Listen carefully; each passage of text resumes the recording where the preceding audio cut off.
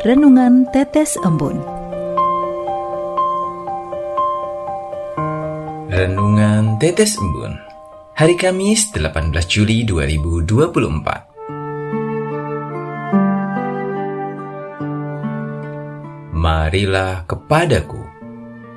Kutipan dari Injil Matius bab 11 ayat 29. Pikulah kuk yang kupasangkan dan belajarlah padaku, karena aku lemah lembut dan rendah hati, dan jiwamu akan mendapat ketenangan.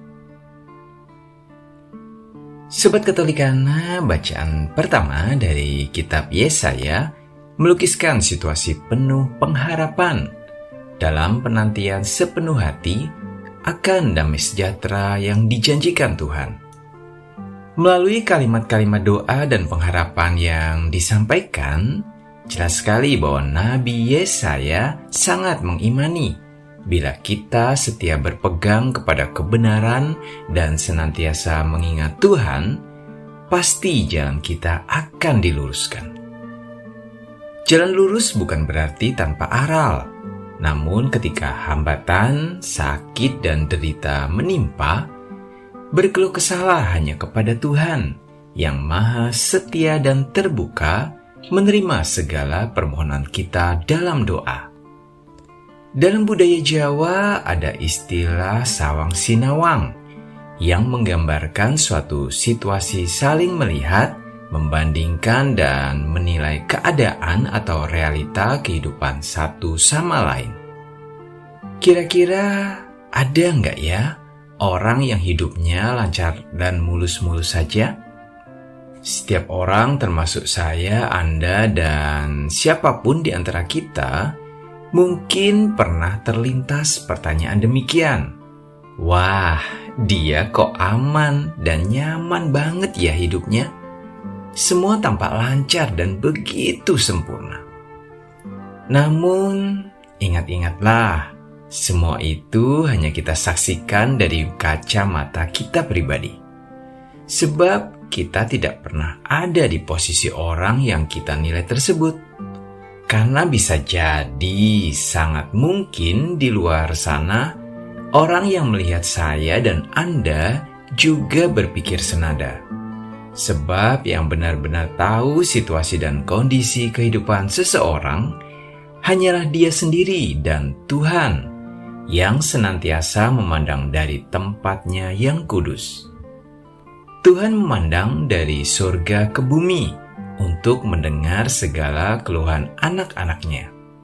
Jadi mulai sekarang, mari kita belajar untuk tidak lagi membandingkan diri kita dengan orang lain.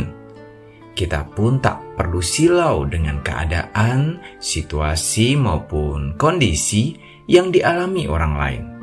Sebab setiap orang pasti memiliki alur, kisah, garis tangan, dan problem kehidupannya masing-masing. Atau dalam konteks iman, kita mengenalnya sebagai salib kehidupan. Sobat Katolikana, dalam kitab Yesaya dan Mazmur, jelas sekali dinyatakan bahwa saat beban dan jalan hidup begitu berat, seharusnya yang kita cari adalah Tuhan. Hal tersebut makin ditegaskan dalam kutipan Injil hari ini. Sabda yang mungkin sudah berulang kali kita dengar, namun sekaligus juga sering kita lupakan di saat kita harus menghadapi badai kehidupan ini.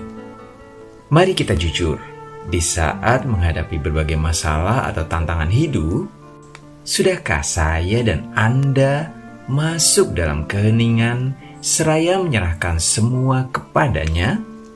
Atau kita justru lebih sering mempertanyakan apa, mengapa, atau bagaimana segala sesuatu terjadi? Bahkan dalam beberapa kesempatan kita justru mencari objek yang bisa dipersalahkan bila mana segala sesuatunya tidak sesuai harapan atau prediksi kita sebelumnya. Tuhan adalah Maha Pencipta, dan segala sesuatu yang kita alami sungguh teramat dekat dengan kehidupan kita masing-masing. Satu hal yang begitu mudah kita lupakan adalah realita bahwa segala sesuatu yang terjadi dalam hidup ini adalah seturut kehendak-Nya, dan setiap masalah yang kita hadapi tak mungkin melebihi kemampuan kita.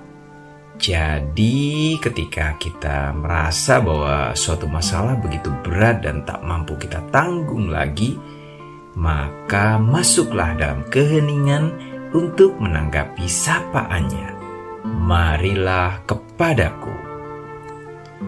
Marilah berdoa dalam nama Bapa dan Putra dan Roh Kudus. Amin. Ya Tuhan, sadarkan kami bahwa tiada sesuatu pun akan terjadi di luar kehendak-Mu. Ingatkan kami bahwa hanya Engkau awal dan akhir, Sang Maha Waktu, dan semua indah pada waktu-Mu. Demi Tuhan yang hidup dan berkuasa, kini dan sepanjang masa. Amin. Dalam nama Bapa dan Putra dan Roh Kudus. Amin.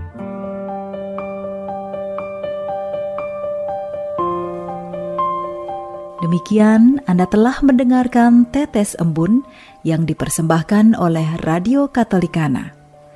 Renungan Tetes Embun bisa Anda simak di Radio Katolikana, media sosial Radio Katolikana, dan YouTube Katolikana.